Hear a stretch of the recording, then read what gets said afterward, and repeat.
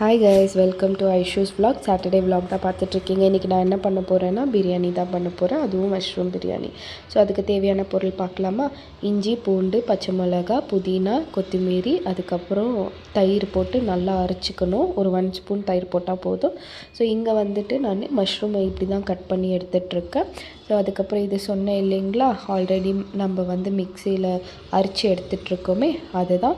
So வந்து தக்காளி, வெங்காயம், பச்சை மிளகா, புதினா, கொத்தமல்லி, ஒரு லைமு, அதுக்கப்புறம் தயிர், இவ்வளோ இருந்தால் போதுங்க. நம்மளோட பிரியாணி சூப்பராக ரெடி ஆயிடும். ஸோ ஹோல் ஸ்பைசஸ்க்கு வந்துட்டு நான் வந்து பட்டை, லவங்கம், அதுக்கப்புறம் ஸ்டார் பூ, 2 பிரியாணி இலை, அதுக்கப்புறம் சீரகம், சோம்பு, மிளகு, இவ்வளோதாங்க ஹோல் ஸ்பைசஸ்க்கு நான் எடுத்துகிட்ருக்கேன். இப்போ நீங்களே பார்க்க முடியும். என்கிட்ட வந்துட்டு ஏலக்காய் இருக்கலை, அதனால் ஏலக்காய் ஸ்கிப் பண்ணிட்டேன். ஸோ ஒரு பாத்திரத்தில் வந்து எண்ணெய் விட்டுக்குன்னு லைட்டாக எண்ணெய் சூடான உடனே இதில் நீங்கள் நெய் கூட போட்டுக்கலாம்.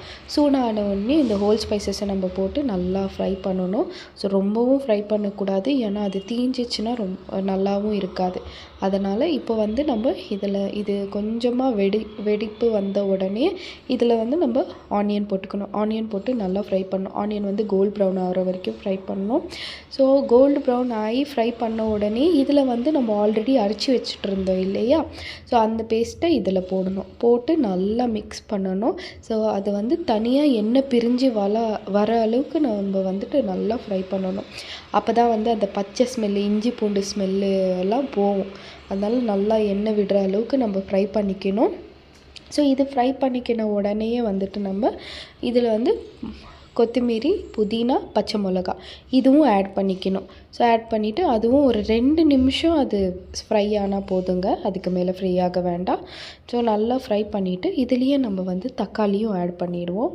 தக்காளி ஆட் பண்ணிவிட்டு தக்காளி வந்துட்டு நல்லா ஃப்ரை ஆகணும், அதாவது அது நல்லா மசிஞ்சு போகணும். அவ்வளோ அளவுக்கு நீங்கள் நல்லா மிக்ஸ் பண்ணிகிட்டே இருக்கணும். எண்ணெய் வந்து மேலே மிதக்கணும்.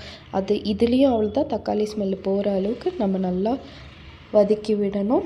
ஸோ இது வதங்கின உடனேயே இதில் வந்துட்டு நம்ம மஷ்ரூமை ஆட் பண்ணிடணும். மஷ்ரூம் ஆட் பண்ணிவிட்டு நல்லா மிக்ஸ் பண்ணிவிட்டு இதில் வந்து கேர்டும் ஆட் பண்ணிடணும். ஸோ நான் வந்து ஸ்பைசஸ் என்ன ஆட் பண்ணேன்னு சொல்கிறேன்.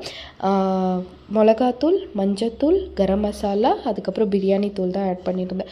ஸோ இதுவும் போட்டு நல்லா மிக்ஸ் பண்ணிட்டாங்கன்னா நம்மளுக்கு இந்த மாதிரி வந்துடும். தேவையான அளவு தண்ணி ஊற்றிக்கோங்க. அதுக்கப்புறம் அரிசி போட்டுக்கோங்க. தண்ணி கொதிச்சதுக்கப்புறம் தான் நம்ம அரிசி போடணும். ஸோ தம்மை விட்டு எரிக்கிடுங்க. சூப்பராக நம்ம மஷ்ரூம் பிரியாணி ரெடி ஆகிடும். ட்ரை பண்ணிவிட்டு கமெண்ட்டில் சொல்லுங்கள். முடிஞ்ச அளவுக்கு சப்ஸ்கிரைப் பண்ணுங்கள். தேங்க்யூ, பாய்.